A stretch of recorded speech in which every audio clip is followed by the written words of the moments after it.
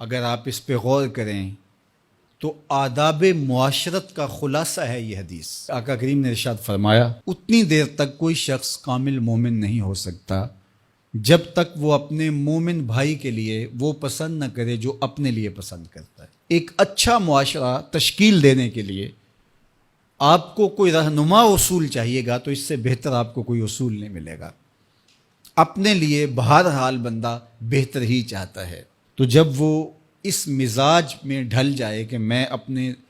مومن بھائی کے لیے، اپنے معاشرے کے دوسرے افراد کے لیے بھی وہی چاہوں گا، تو پھر مجھے بتاؤ کہ معاشرے کے اندر پھیلتی ہوئی روحانی بیماریاں، حسد، حقد، بغض، کینہ، نفرت، ایک دوسرے کو نیچا دکھانا،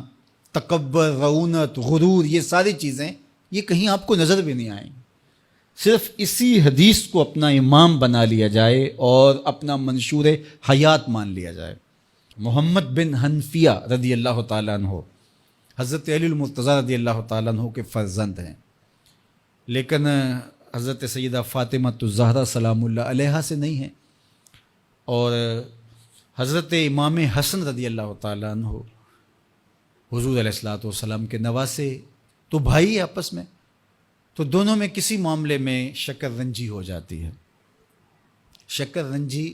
جس رنج میں مٹھاس ہو، شکر ہو، میٹھی ناراضگی، کوئی بغض حسد پہ مشتمل ناراضگی نہیں۔ تو حضرت محمد بن حنفیہ ایک دن بیٹھے تو سوچا کہ وہ میرے عمر میں بھی بڑے بھائی ہیں، اور پھر دوسری بات یہ ہے کہ وہ رسول خدا کی بیٹی کے بیٹے ہیں، ان کا یہ اعزاز ہے، بہرحال مجھے تو یہ اعزاز نہیں ہے، پھر جوانان جنت کے سردار بھی ہیں، تو میں ان سے ناراض ہوں، وہ میرے سے ناراض ہیں، تو بات بھی کوئی اتنی خاص نہیں، تو اب دن بھی 3 گزر رہے ہیں، چلو میں ان کو راضی کر لیتا ہوں۔ تو گھر سے نکلے ان کو راضی کرنے کے لیے، تو واپس آ گئے راستے سے، کاغذ لیا اور اس کے اوپر اپنے بھائی کے نام مکتوب لکھا کہ میں آپ کو راضی کرنے کے لیے گھر سے نکلا تھا، لیکن راستے میں مجھے حضور علیہ السلام کا فرمان یاد آیا کہ جب 2 مومن بھائی آپس میں کسی معاملے میں الجھ جائیں، ناراض ہو جائیں، تو جو صلح میں پہل کرے گا وہ جنت میں بھی پہلے جائے گا۔ تو میں تو یہ گوارا نہیں کرتا کہ آپ سے پہلے جاؤں، تو میں ناراض ہوں، آپ آئیں اور مجھے منائیں۔ تو حضرت امام حسن نے خط پڑھا اور مسکرانے لگے، اور آپ تیزی کے ساتھ تشریف لائے اور اپنے بھائی کو کہا اچھا مان جاؤ پھر، تو وہ مننے کے لیے تو پہلے ہی تیار تھے نا۔ تو جب آپ اپنے مومن بھائی کے لیے وہ پسند کریں گے جو اپنے لیے پسند کرتے ہیں، تو پھر زندگی گزارنے کا مزہ آنے لگے گا۔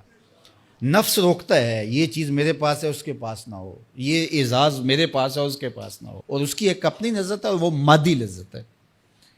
اور ایک ہے باطن کی روح کی لذت۔ تو روح کی لذت نفس کی لذت سے کہیں زیادہ اور کہیں دیر پا اور کہیں مختلف ہے۔ اس لیے جب آپ قربانی دیتے ہیں، ایثار کرتے ہیں یا کسی کو ترجیح دیتے ہیں، تو اس کی جو روحانی لذت ہے، آپ کو بھوک لگی ہوئی ہے، تو آپ کو ایک روٹی مل گئی ہے، تو آپ کو ایک ایسا شخص نظر آیا جو آپ سے بھی زیادہ بھوکا ہے، اور آپ کسی نمائش کے لیے نہیں، محض اللہ کی رضا کے لیے اس کو روٹی دے کر کے دیکھیں، خود بھوک کاٹ کے دیکھیں، وہ مرغن کھانوں میں سرور نہیں آئے گا جو اس بھوک میں لطف آپ کو آئے گا۔ تو حضور علیہ السلام کا یہ فرمان اپنے عمل کا حصہ بنا لیں، اور اپنے بھائیوں سے، جو خونی رشتے سے جڑے ہوئے بھائی ہیں، وہاں سے شروع ہو کر کے پورے معاشرے کے اندر اس کا عملی نفاذ کریں۔